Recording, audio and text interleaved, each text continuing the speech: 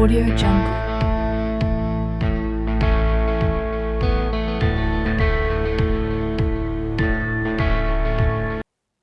Olá, bem-vindo mais uma vez ao nosso canal Vida de Oração. Como vocês podem ver, nós estamos numa iniciativa do Romanos 12. Mais uma vez, encerrando esse mês da Bíblia, nós decidimos juntos fazer alguma coisa, falar um pouco sobre a Palavra de Deus. Você pode ver na playlist que vai ter aqui, vai fazer parte, eu vou deixar um link na descrição do post da playlist para você assistir os vídeos dos nossos outros irmãos dessa iniciativa Romanos 12. Vocês vão ver que tem pessoas novas, né? Então tem outros canais que se juntaram a nós. Nessa iniciativa nem todos estão, né? Mas nós já somos quase 12 canais para fazer os Romanos 12. E eu espero que você assista os vídeos dos meus irmãos e você também goste. Para aqueles que estão vendo esse vídeo por causa da playlist do Romanos 12, não conhecem o canal ainda, no canal Vida de Oração a gente fala um pouco sobre a Palavra de Deus, sobre a oração. E no mês da Bíblia nós vamos falar sobre orar com a Palavra de Deus. Eu já falei, já tem um vídeo sobre a Lexio Divina, sobre a oração com a Palavra de Deus. Eu vou colocar o link também aqui na descrição do vídeo. Se você se interessar mais, você pode olhar lá. Mas eu acho importante também, por causa do mês da Bíblia, a gente falar um pouquinho mais sobre isso. Então, é isso. Vamos lá, que interessa, né? Então, uma das coisas que eu queria falar sobre rezar com a Palavra de Deus é que existe um método de oração, que é a Lexio Divina, né, que são os vários momentos, né, a leitura, a oração, a leitura, a meditação, a oração e contemplação. São os 4 passos que eu já falei no outro vídeo, eu acho que não vale a pena repetir aqui. Mas eu queria me focar um pouco mais sobre o aspecto da leitura da Palavra de Deus, né? Um dos aspectos, e é um aspecto muito importante, é a leitura.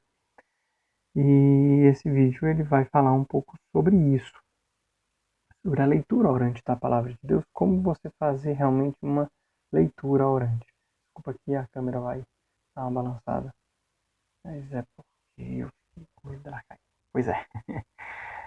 Como vocês estão vendo, o nosso vídeo não tem cortes. Normalmente eu faço o vídeo corrido direto sem cortes, porque eu acredito que é uma maneira assim, realmente para ser uma conversa e a gente está conversando.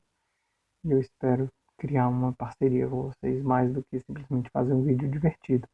Fazer um vídeo que é para ser instrutivo, um vídeo que é para ser de diálogo mais do que diversão. Aqui no YouTube você vai achar diversão em todo canto, mas uma conversa aprofundada eu decidi que eu quero fazer conversas aprofundadas. Voltando à nossa a leitura da Palavra de Deus é um momento muito importante da Lexio Divina, porque é da leitura que você vai colher a passagem que Deus quer falar com você e que você vai responder ao Senhor durante a sua oração. Então, eu acho que a primeira coisa que a gente precisa entender é a leitura, ela não pode ser uma leitura simplesmente intelectual. Eu não posso ler simplesmente intelectualmente simplesmente um espectador, mas eu preciso realmente ler com o coração aberto ao Espírito Santo, aberto à ação do Senhor, no sentido de eu preciso estar lendo, atento àquilo que eu acredito que o Senhor vai falar para mim, né? Atento àquilo que o Espírito Santo vai mover no meu coração. Essa leitura, ela precisa levar em consideração algumas coisas. Primeira coisa que ela precisa levar em consideração é que a palavra de Deus, ela nem sempre, nem todos os livros, eles têm uma interpretação literal. Então, não adianta ficar quebrando a cabeça para saber como é que Jonas ficou 3 dias dentro da baleia, ou do peixe, né? Na palavra de Deus, dependendo da tradução, você vai dizer da baleia ou de um peixe. Como é que o Jonas ficou 3 dias dentro de um peixe? Isso é impossível. É impossível. Cientificamente falando, não dá para provar que um homem pode ficar 3 dias dentro da barriga de um peixe. Ponto. Você vai quebrar a cabeça por causa disso? Não. Por quê? Porque o objetivo, assim, a Bíblia não é um livro de ciências, nem a Bíblia é um livro de história. Existem alguns livros. Primeiro que a Bíblia não é um livro. A Bíblia é uma coleção de livros. Né? Você entra numa biblioteca, você não vai levar em consideração, você não vai ler do mesmo jeito todas as seções da biblioteca. Se você vai na seção histórica da biblioteca, aí você vai ler literalmente, porque foi uma história que está sendo toda. Se você vai na de poesia, você não vai ler a poesia de forma literal, né? Eu me vem agora uma poesia que eu li há pouco tempo, que é O Corvo, do Edgar Allan Poe. É um escritor que eu gosto, escritor americano que eu gosto. E o Corvo é muito alegórico, e aí fala um pouco do sofrimento e da angústia do poeta que perdeu uma pessoa amada. E aí na poesia tem um corvo que olha para ele e diz nunca mais. E assombra ele com a lembrança da Lenor, que é a amada lá dele.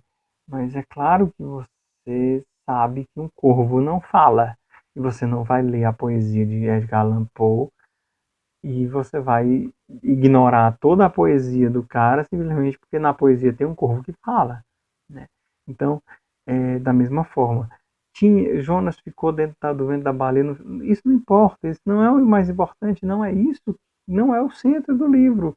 E você vai perder o foco se você ficar perdido nisso.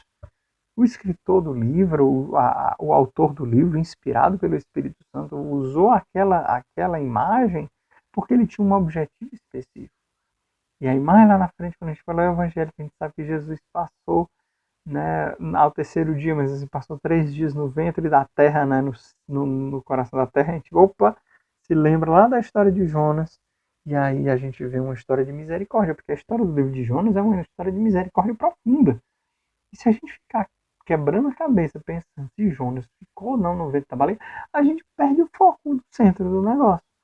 É a mesma coisa que eu sei que surgiu há pouco tempo, assim, já há algum tempo no Facebook, uma história que o Papa Francisco tinha dito que Adão e Eva não existiam, blá blá blá. Mas Adão e Eva ter existido ou não é irrelevante para a história, entende?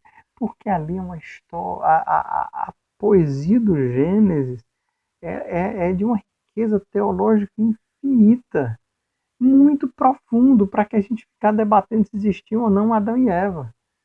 Como foi a criação do mundo de verdade, deixa os cientistas explicarem. A gente é católica, a gente não precisa acreditar no criacionismo, não. O criacionismo, inclusive, é uma crença protestante. Né? Os papas já falaram várias vezes que a gente precisa viver a fé e a razão, já digo João Paulo II, né? No documento de João Paulo II ele fala muito mais sobre a filosofia, o pensamento, do que simplesmente a razão científica, mas enfim, tá valendo do mesmo jeito. Voltando ao centro, o mais importante quando a gente lê a palavra de Deus, no momento da leitura, é entender como é que aquele autor daquele livro sagrado está querendo passar a mensagem da palavra de Deus. Seja ele um livro histórico, por exemplo, o livro de Reis, Crônicas, são livros históricos. O autor está tentando ali passar uma história, mas não é simplesmente transmitir a história, é transmitir a história sob a luz da fé. Então, como é que o Espírito Santo, como é que o Senhor guiou a história de Israel naquele tempo? Então, a minha maneira de ler vai ser completamente diferente. Então, por exemplo, as cartas de São Paulo, elas são cartas endereçadas a pessoas específicas num tempo específico. A gente precisa entender esse contexto do que ele estava querendo dizer agora para entender o que a gente está querendo, o que a gente precisa entender agora. Mas isso aí o magistério da igreja, os padres da igreja, o papa, eles têm mais autoridade do que nós. Se você não entender, procure o magistério da igreja, vá lá no site do Vaticano, digite a passagem que você está querendo, provavelmente o papa já deve ter falado sobre essa passagem. Você pode ver uma interpretação mais católica sobre essa passagem que você está confuso. E existem outros lugares, né? Eu me lembro que existia no tempo que eu estudava, né? Assim, no tempo que há muito tempo atrás, meu pai tinha umas apostilas do Pergunte e Responderemos, de Dom Estevão Bittencourt. E eu acho que hoje essas apostilas estão disponíveis na internet. Tem vários, inclusive ele coloca, né? Passagens difíceis da Bíblia. Existem umas aulas sobre isso também. Mas, enfim, o que é mais importante? O que é mais importante? Quando a gente for ler, está aberto à ação do Espírito Santo para entender o que o que a palavra de Deus, o que o autor sagrado queria transmitir naquela leitura. E aí, no momento da meditação, eu vou perguntar o que a palavra disse para mim, pessoalmente, naquele momento. Então, pode ser desde coisas muito amplas, como as bem-aventuranças, e a gente vai ler as bem-aventuranças e rezar sobre aquilo e ver mas o que a palavra de Deus disse para mim. E aí, nas bem-aventuranças, por exemplo, de Mateus, vai falar bem-aventurados os pobres, e aí eu vou dizer, e aí o que eu vou trazer para mim, meu Deus, será que eu sou pobre? Será que realmente eu tenho procurado estar nas tuas mãos, Senhor? Será que eu tenho realmente buscado mais os bens materiais do que a ti, ao reino dos céus? E aí todas as palavras relacionadas, né? Buscar primeiro o reino buscar primeiro o reino de Deus e a sua justiça, e tudo mais vos será dado em acréscimo. E aí todas as palavras que se relacionam. Então a palavra de Deus, ela, embora cada livro ela tenha sido escrita de uma forma específica para passar uma mensagem específica, toda ela se relaciona. Então, por exemplo, quando a gente vê eu já citei a passagem, né? Quando a gente vê Jesus que passa, né, 3 dias no ventre da terra, 3 dias no sepulcro, e a gente remete a Jonas, a gente imediatamente religa os dois livros. São dois, assim, os evangelhos foram escritos de uma forma, o livro de Jonas foi escrito de outra forma completamente diferente, mas eles são interligados pela ação do Espírito Santo. Então, eu espero que eu tenha ajudado. Se você quiser saber mais sobre a vida de oração e a palavra de Deus, procure os outros vídeos do canal. Se você quiser aprofundar mais a palavra de Deus, olhe os outros links da playlist do Romanos 12. E se você não está inscrito, se inscreva no canal. Normalmente no domingo eu lanço um vídeo novo.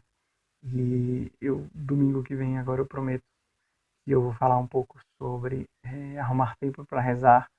Rezar ou não rezar quando a gente está cansado.